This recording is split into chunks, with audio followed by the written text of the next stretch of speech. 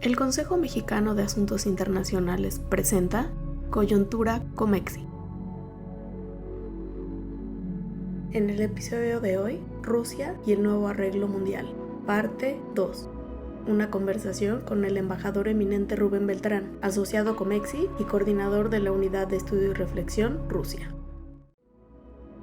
¿Qué se debe destacar de la visita de Xi Jinping a Moscú en cuanto a lo que significa para Rusia, para China y para Occidente? Yo hablo de 4 documentos madre para hablar de la participación de China en esto. ¿Cuáles son los 4 documentos madre? Uno, el discurso de Wang Yi en la Conferencia de Seguridad de Múnich, al que me refería. Dos, al documento, la declaración conjunta del 4 de febrero de 2022 en ocasión de la visita de Vladimir Putin a Beijing. Tres, el plan chino de paz, que además no se llama así, sino se llama Propuesta China para el Arreglo Político de la Situación en Ucrania, ¿no? Sí, China's Proposal, sí, bueno, así. Y cuarto, este documento, esta declaración conjunta que emitieron ahora. Yo creo que ahí la primera responsabilidad tendríamos que hacer, y varios estamos trabajando en ella, es encontrar una línea de continuidad entre esos 4 documentos. Y yo creo que pudiéramos adelantar cuáles son algunas de esas líneas de continuidad. Yo te diría, uno, una es los intereses de Rusia tienen que ser tomados en cuenta para encontrar una solución al problema. Esa es una línea muy importante. Dos, Occidente tiene que frenar su postura tipo guerra, de confrontación tipo guerra fría. Esa es un poco una línea que encuentras prácticamente en todos los discursos. Sino en 3, por lo menos de manera expresa, y en el plan, y en algún otro de manera implícita. Luego, 3, el, prácticamente la eh, convicción de que esto es algo implícito, la convicción de que esto no se resuelve en campo de batalla, sino se resuelve en un proceso de negociación. Y esto es muy importante, ¿no? Hay un proceso, no una victoria en campo de batalla. 4, y eso también es muy importante, la voluntad de China de ser un actor, un gestor interesado en el proceso, ¿no? Eso también. Eso yo te diría, a reserva de profundizar, serían los 4 aspectos importantes como líneas de comunicación de documentos chinos o discursos chinos en el proceso. Em, Tal vez eso sería en general. Luego, para Rusia, siguiendo tu pregunta, para Rusia esto es importante por 2 aspectos y me voy a referir ahora, voy a referirme a la visita de, de Xi Jinping a Moscú exclusivamente. Esta visita es importante porque sin duda tiene un enorme valor simbólico de que no estamos solos. No estamos solos. Esa es una manifestación muy clara de que hay un continuo geopolítico que va desde, digamos, desde Kaliningrado, si me apuras, o desde San Petersburgo, si no, desde San Petersburgo hasta el mar del Japón. Hay un continuo geoestratégico, geopolítico, que se mantiene frente a la otra realidad occidental, que también es un continuo, el continuo que marca el continuo geográfico de la Unión Europea. Entonces hay 2 porciones, casi 2 placas tectónicas que se encuentran en eso. Entonces, ese es un primer significado para Rusia, no estamos.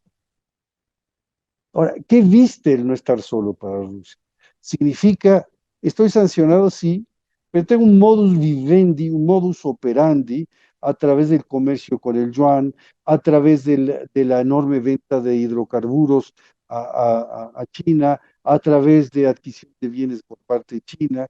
Y esto me garantiza, me da que puedo seguir acá. Esto puede continuar porque yo tengo cómo financiar y encontrar el modo de seguirlo viviendo, ¿no? Está esa parte que para Rusia no es poca cosa.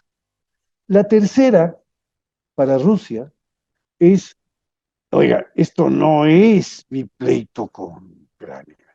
Esto es una confrontación mucho mayor. ¿Y saben qué? Les voy a decir, AUKUS, el acuerdo Australia-Reino Unido, Estados Unidos para proveer de submarinos nucleares, esto no está bien. Y esto está inscrito en una contienda y por eso la expresión nueva era. Y nosotros vamos a conducir, esa es la expresión que hace, a conducir, a pilotear esta nueva realidad. Entonces, esto va más allá de las fronteras de las que estamos hablando. Entonces, Rusia, fíjate con qué paquete se ha encontrado ahí en el momento de establecer, ¿no? Entonces, es una confrontación que va más allá de esto. Bueno, para China esto es un posicionamiento fundamental, geoestratégico, por varios factores. Primero, reiterar que cuenta con los medios para proveer a Rusia de, eh, digamos, recursos para mantener el esfuerzo de guerra sin tocar aquello que era tan señalado que tiene que ver con el apoyo militar directo. Eso no está en la mesa, no se mencionó, nunca se dijo, no se estableció, pero la voluntad china es importante. China además comparte el tema que yo dije de subrayar que esto es parte de un conflicto más allá de las fronteras actuales de Rusia. La tercera parte que me parece importante es lo que yo había comentado hace rato, China actor, China gestor. China que actúa, habiéndose anotado antes, por ejemplo, el golpe diplomático de las relaciones entre Arabia Saudita e Irán. Ese golpe diplomático llega en un momento importante.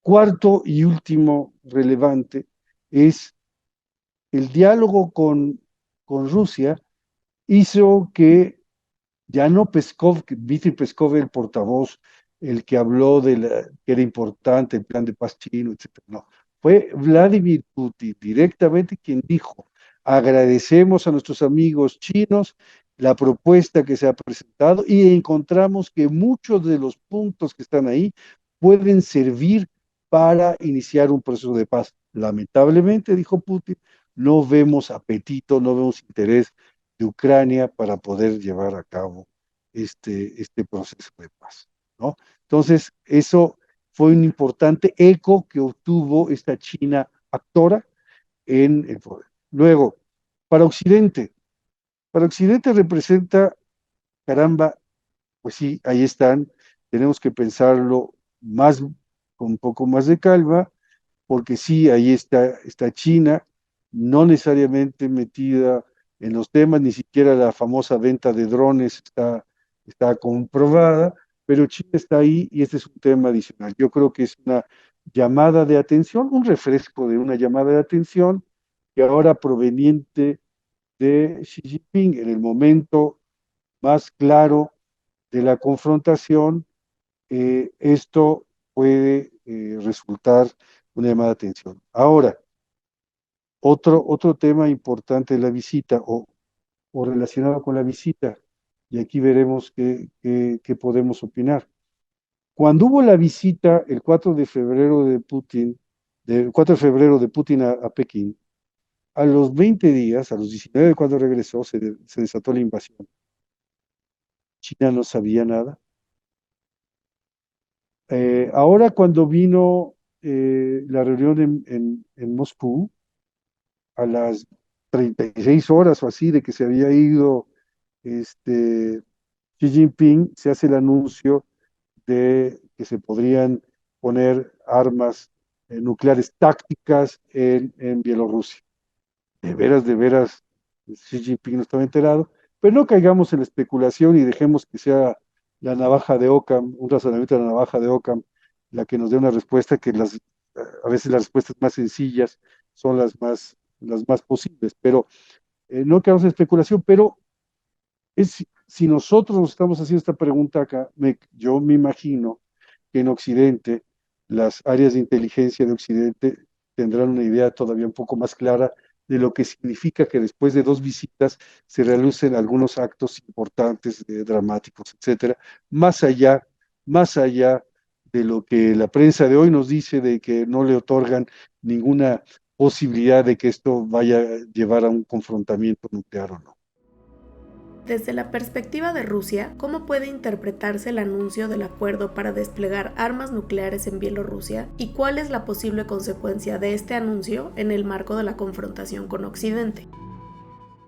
Aquí quiero hacer un caveat, por eso digo que si de veras no estaría enterado Xi Jinping, porque si vamos a la declaración conjunta de ahora de Moscú, hay un párrafo que en los cuales los dos reiteran que la exportación, el colocar armas nucleares en otro país es algo que no es tolerable, etcétera, no puede ser. Entonces, este movimiento, ese anuncio entraría en franca contradicción con ese postulado que firmaron Xi Jinping y Vladimir Putin, pero bueno, eh, las armas tácticas nucleares no están ahí todavía y para quien nos oye, las armas tácticas nucleares, a diferencia de las estratégicas, pues son aquellas que pueden ser, eh, eh, digamos, eh, llevadas o conducidas por un avión, por eso se habla de aviones, por ejemplo,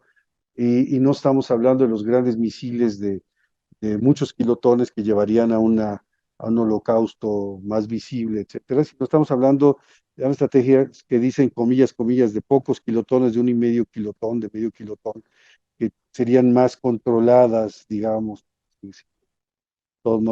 Cualquier cosa que definamos suena horrible y de consecuencias tremendas. El, ¿por qué, ¿Por qué Bielorrusia? Las razones son muchas. La, la Bielorrusia siempre fue vayámonos a los principios, a los 90, el aliado más fuerte de Rusia, de la Federación de Rusia, siempre fue. Ayuda, no poco, el único presidente que ha tenido Bielorrusia desde la elección ha sido Alexander Lukashenko. Entonces, Alexander Lukashenko es alguien extraordinariamente cercano a Putin desde décadas, y eso ayuda. Pero también nos encontramos, cuando los que visitamos Minsk en alguna ocasión, pues nos encontramos que era el estado donde el modelo occidental era el menos visible o los rasgos o la influencia occidental era el menos visible de todas, probablemente de todas las repúblicas exsoviéticas. Es decir, un estado muy fuerte, un líder muy fuerte, acusado de reprimir la oposición de manera todavía más fuerte que ninguno de los otros, etcétera. Y hay un entendimiento muy importante, aunado a una realidad geoestratégica importante, porque Bielorrusia, que es un país sin costas, mediterráneo diríamos, pero eso se podría confundir, un país sin costas, hace frontera con Ucrania, con Polonia, con Letonia y con Lituania, lo cual, de llevarse a cabo o no en julio la, la colocación de estas armas estratégicas, pues ya sí le otorga una advertencia de que pudieran estar más cercanas. ¿Ello afecta a la posibilidad? No. Yo creo que Rusia podría, eh, toco madera mientras lo digo, podría activar armas nucleares tácticas hacia esos países sin necesidad de tenerlas estacionadas en en Bielorrusia, territorio de Bielorrusia. El efecto óptico de la simple mención es tremendo.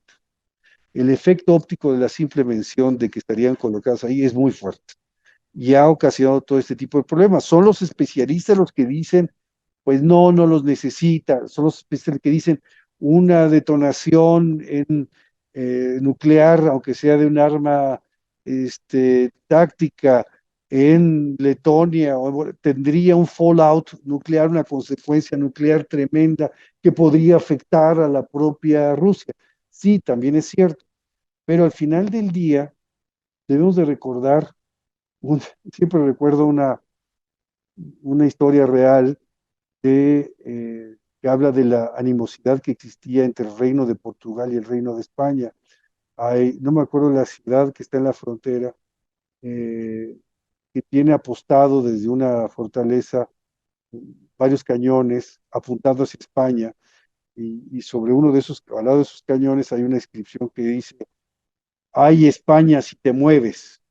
Es decir, independientemente de todo esto, la, la estrategia está animada no solo por acciones, sino también por posiciones, ¿no? Y esto es una posición que nos revela una vez más lo que tanto ha criticado el canciller Kozyrev, que fue el canciller de Yeltsin, que dice, bueno, Putin está simplemente exhibiendo y luciendo el sable de la amenaza nuclear, pero en realidad nunca la va a usar. Kozyrev es el que ha sido más crítico de eso en ese sentido. Entonces, pues es por ello que Bielorrusia es un actor privilegiado en ese sentido, y que Bielorrusia, también reconozcamos, no se ha animado, no ha hecho, a pesar de que está sancionado, eh, ha hospedado tropas rusas que avanzaron la famosa marcha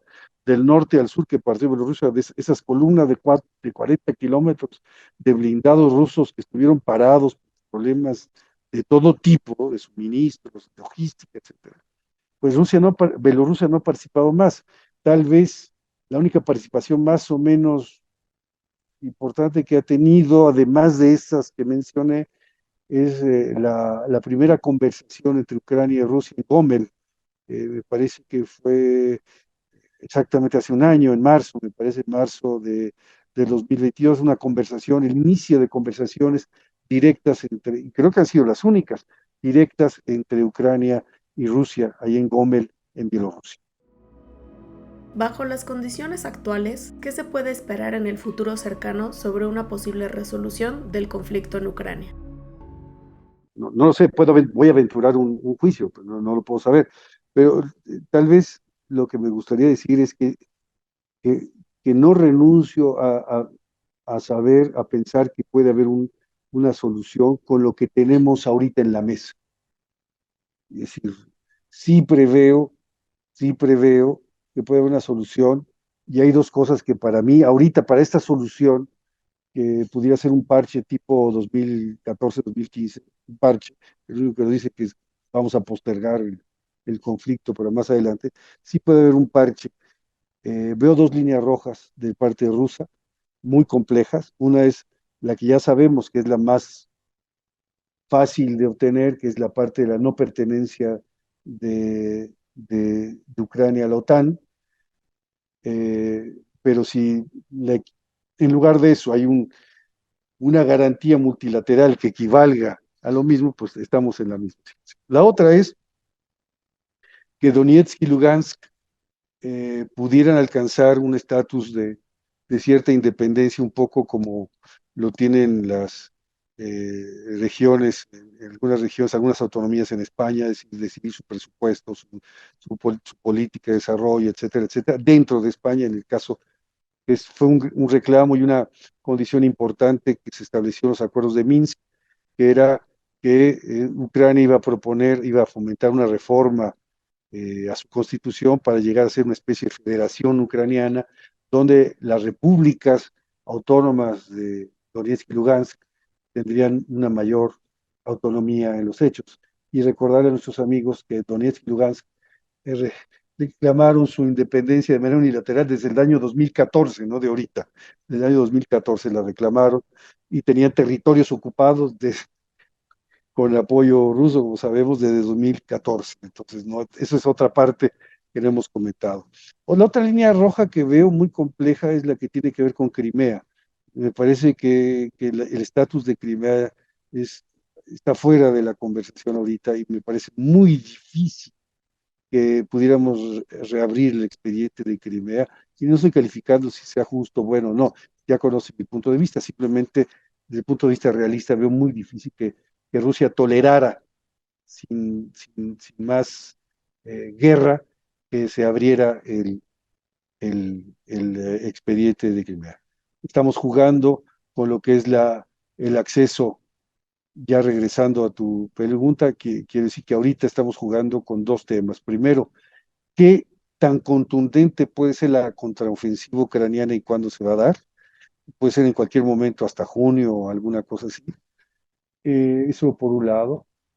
Y qué qué tanto puede controlar Rusia los territorios que tiene en el este y el sur, controlados ahorita en el este y el sur de Ucrania. Yo veo que la misión sería ucraniana lógica, sería dividir los cuerpos, sería del este y el sur,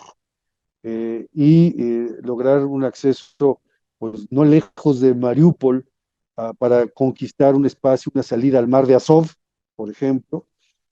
Ese sería uno de los drives importantes de la contraofensiva ucraniana. Y por otro lado, yo creo que va a ser clave qué qué tan al este va a seguir avanzando perdón, desde el punto de vista ruso, qué tanto más al occidente, hacia el occidente, puede seguir avanzando rumbo a Odessa, porque eso es muy importante y ahí ver si se activa o no la famosa participación más activa, no necesariamente con tropas, de Transnistria en Moldava, para cerrar una pinza que pudiera apoyar simplemente con las tropas rusas que están estacionadas ahí en Transnistria, que pudiera ayudar un acceso, pues imagino que querrán que sea un poco más exitoso que el que hubo desde el ataque de que partía Bielorrusia hacia Kiev, ¿no? Hacia Odessa. Eso también va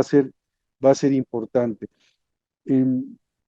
Desde hace cientos de años, el control del mar Azov, salida al mar Negro, es vital para Rusia. No veo que Rusia pueda, insisto, quiero reiterarlo porque se me hace crucial, reiterar que Rusia cediera eh, o permitiera que en algún acuerdo estuviera Crimea y Sebastopol en el acuerdo. El, el otro tema es donde adquiere valor, tal vez el punto de más valor de la propuesta china es un cese de fuego sin condiciones, porque Ucrania dice, y no le falta razón jurídica, que cómo va a negociar si tiene territorio ocupado. ¿Cómo, en sentido contrario, cómo va a negociar Rusia si ya retiró sus tropas? Sus tropas, aunque sean 200 kilómetros cuadrados los que llegara a controlar, ¿cómo los va a retirar si es una garantía de que tiene? Y entonces eso pasa, va a tener que pasar por un cese a fuego en un momento. Y lo que nos debe llamar la atención es, ya en otros sentidos, desde el punto de vista realista, para que va a jugar un peso en la línea de frente, es una parte de la fatiga que pueda tener, se empieza a manifestar en los ciudadanos europeos en términos del costo de tener a los refugiados ucranianos, en términos del costo del rearme europeo que estamos viviendo, frente a otro factor real, si recordamos cómo le fue a la vicepresidenta Kamala Harris, que fue lo que confrontó Kamala Harris en la conferencia de Múnich, no esta, sino la de 2022, donde lo que le preguntaban todos era, oiga, vicepresidenta, suena muy bien, vamos a apoyar a Ucrania, la OTAN, pero de veras, este compromiso es va más allá de lo que sería la administración de Biden. Entonces, Ya escuchamos, ya tuvimos una probadita de lo que va a ser, de quién va a ser uno de los candidatos a la presidencia de Estados Unidos, Ron DeSantis, ya echó un poco más atrás, dijo, no vemos realmente el interés de Estados Unidos en esa batalla territorial o por territorio que está en Ucrania. Eso mucho más allá, pero si el próximo administración estadounidense es republicana, simplemente quiero señalar que todo el mundo va a tener prisa para que en 2024 tengamos una solución.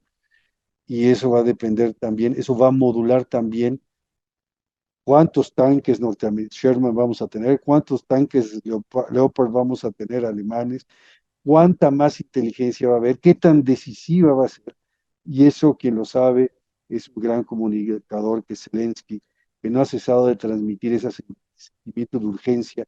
Necesitamos ahora, ahora, hasta pareciera político mexicano, ahora, necesitamos que se dé una respuesta más contundente. Pero yo estoy con el general Petreus y con esto termino. El general Petreus, que todos sabemos que fue la destacada posición y criticada por muchos posición que tuvo en la administración del presidente Obama y uno de los principales críticos a la desastrosa retirada de Estados Unidos de Afganistán hace unos meses. Petreus dijo, eh, esto se va a solucionar con un acuerdo y y que no necesariamente va a reflejar la situación en el teatro de guerra, eh, ¿no? Y ahora ya todos sabemos que Rusia y China, pues no tienen alianza militar, pero Rusia no va sola y China cuenta con Rusia. Entonces es una situación muy compleja, pero ya veremos qué nos presenta el escenario, el teatro de guerra que tú mencionabas en las próximas semanas y meses.